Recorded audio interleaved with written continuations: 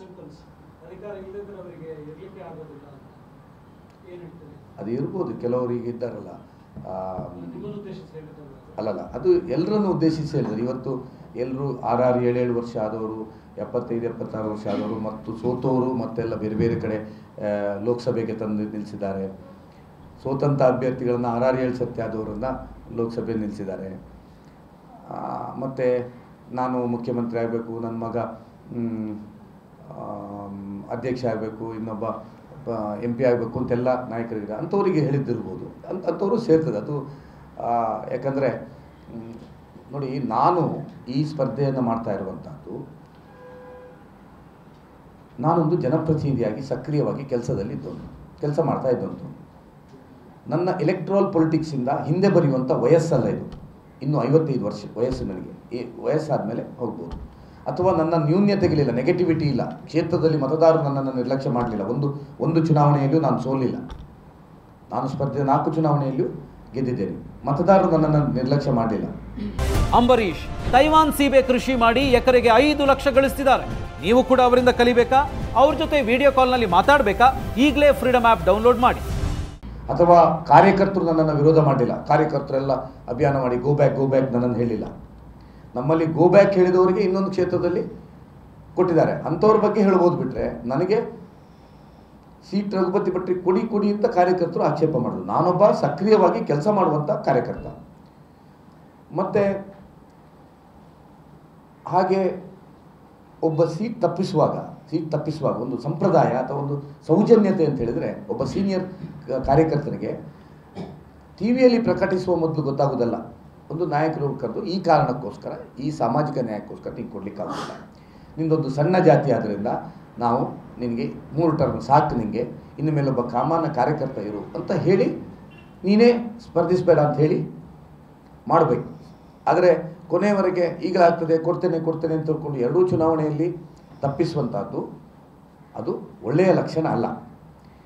ಎರಡನೇದು, ಅದು ಹೇಗೆ ಅಧಿಕಾರದ ನಮಗೆ ಇದೆ ಅಂತ ಹೇಳ್ತಾರ, ಅದೇ ಥರ ಚುನಾವಣೆಯಲ್ಲಿ ಅಭ್ಯರ್ಥಿಗಳನ್ನು ಆಯ್ಕೆ ಆಗುವಾಗಲೂ ಮಾನದಂಡಗಳನ್ನು ಪಕ್ಷ ಯಾವುದು ಇಟ್ಟಿದೆ ಅಂತಲೂ ಅವರು ಆತ್ಮವಿಮರ್ಶೆ ಮಾಡಿಕೊಳ್ಬೇಕು. ಪಕ್ಷದಲ್ಲಿ ಸೀನಿಯಾರಿಟಿಯನ್ನು ಬಿಟ್ಟು ಇತ್ತೀಚೆಗೆ ಬಂದ ಅಭ್ಯರ್ಥಿಯನ್ನು, ನಮ್ಮ ಪರಿವಾರದ ವಿರುದ್ಧ ಶಾಂತಿಗಾಗಿ ನಡೆಯಂತೆಲ್ಲ ಮಾಡಿದವರನ್ನು, ಭೌಗೋಳಿಕವಾದಂಥ ನ್ಯಾಯವನ್ನೂ ಕೊಡದೆ, ಕರಾವಳಿಯನ್ನು ಸಂಪೂರ್ಣ ಯಾವುದೇ ಪ್ರಾತಿನಿಧ್ಯತೆ ಕೊಡದೆ, ಇವತ್ತು 40 ವರ್ಷದಿಂದ ಕರಂಬಳಿ ಸಂಜು ಶೆಟ್ಟರು ನಿಲ್ಲುವ ಲಾಗಾಯತಿಂದ ಕರಾವಳಿಗೆ ಒಂದು ಶಿಕ್ಷಕರು ಮೇಲೆ ಪದವೀಧರದ್ದು ಮಲ್ಲಾಡಿಗೆ ಅಂತ ಹೇಳಿ ಅದೆಲ್ಲವನ್ನು ಬಿಟ್ಟು ಇವತ್ತು 2 ಮೇಲೆ ಕೊಟ್ಟಿದ್ದಾರೆ. ಭೌಗೋಳಿಕವಂತ ನ್ಯಾಯ ಕೊಡುವಂಥದ್ದು ಪಕ್ಷದ ಜವಾಬ್ದಾರಿ. ಇದು ಒಂದು ವಿಧಾನ ಪರಿಷತ್ತು ಒಂದು ಅವಕಾಶ ವಂಚಿತ ಹಿರಿಯ ಕಾರ್ಯಕರ್ತರಿಗೆ ಕೊಡುವಂಥ ಒಂದು ಅವಕಾಶ. ಅದೆಲ್ಲವನ್ನು ತಪ್ಪಿ ಚುನಾವಣೆಯಲ್ಲಿ ಅಭ್ಯರ್ಥಿ ಆಯ್ಕೆ ಹೇಗಾಗಿದೆ ಅಂತ ಹೇಳುವಂಥದ್ದು ಅವರೆಲ್ಲ ವಿಮರ್ಶೆ ಮಾಡಿಕೊಳ್ಬೇಕು. ಇದು ಪಕ್ಷದ ಕೆಲವು ತಪ್ಪು ನಿರ್ಧಾರಗಳಿಂದ ಆಗ್ತಾ ಇದೆ. ನಾನಂತೂ ಈ ಚುನಾವಣೆಯನ್ನು ಸ್ಪರ್ಧೆ ಮಾಡ್ತಾ ಇರುವಂಥದ್ದು, ನಾನು ಸಕ್ರಿಯವಾಗಿ ಕೆಲಸ ಮಾಡಿದವನು. ಈಗ ನನಗೆ ಈ ಚುನಾವಣೆಯಲ್ಲಿ ಸ್ಪರ್ಧೆ ಮಾಡದೇ ಇದ್ದರೆ ನಾನು ಮತ್ತೆ ಎಲೆಕ್ಟ್ರಲ್ ಪಾಲಿಟಿಕ್ಸಲ್ಲಿ ಇರಲಿಕ್ಕಾಗಲ್ಲ. ಮತ್ತು ಕೇವಲ ಒಬ್ಬ ಕಾರ್ಯಕರ್ತನಾಗಿರಬೇಕು. ಯಾಕಂದರೆ ನಾನು 4 ವರ್ಷ ಕಾದು ಸ್ವಲ್ಪ ಕಾಯ್ಲಿಕ್ಕಾಗೋದಿಲ್ಲ ಅಂತ ಅವ್ರು ಹೇಳಿದರು. ಸ್ವಲ್ಪ ಕಾದರೆ 4 ವರ್ಷದಲ್ಲಿ ನಾನೇ ಗೆಲ್ಲಿಸಿದಂಥ ಶಾಸಕರಿದ್ದಾರೆ. ಅಲ್ಲಿ ಮತ್ತೆ ನನಗೆ ವಿಧಾನಸಭೆಗೆ ಸ್ಪರ್ಧೆ ಮಾಡಲಿಕ್ಕಾಗಲ್ಲ. ಮತ್ತು ಲೋಕಸಭೆ ಆಯ್ದ ಅಂಥೇಳಿ ನಮ್ಮ ಜಾತಿಯ ಕಾರಣಕ್ಕೋಸ್ಕರ, ನಮ್ಮ ಸಣ್ಣ ಓಟು ಅಂತ ಹೇಳೋದು ಕಾರಣಕ್ಕೋಸ್ಕರ ಯಾವುದೇ ಸೀಟ್ ಕೊಡೋದಿಲ್ಲ. ಮತ್ತು ವಿಧಾನಸಭೆಯಿಂದ ವಿಧಾನ ಪರಿಷತ್ತಿಗೆ ಕೊಡ್ತಾರಾ ಕೇಳಿದೆ, ನಮ್ಮ ಸಣ್ಣ ಜಾತಿ ಅಂತ ಹೇಳುವ ಕಾರಣಕ್ಕೋಸ್ಕರ ನಮಗೆ ಯಾವುದೇ ಕೊಡೋದಿಲ್ಲ. ನಾನು ಎಲೆಕ್ಟ್ರಲ್ ಪೊಲಿಟಿಕ್ಸಲ್ಲಿ ಆಸಕ್ತಿ ಇರುವಂಥವನು. ಆಲ್ರೆಡಿ 3 ಸರ್ತಿ ಆದವನು, 1 ಸತಿಯೂ ಸೋಲಿಲ್ಲ. ಮತ್ತು ಇದರಲ್ಲಿ ಚಿಹ್ನೆ ಇಲ್ಲ. ಪಕ್ಷಕ್ಕೆ ಯಾವುದೇ ತೊಂದರೆ ಆಗಲ್ಲ. ಯಾವುದೇ ಸರ್ಕಾರ ರಚನೆ ಆಗುವಂಥ ಚುನಾವಣೆ ಅಲ್ಲ.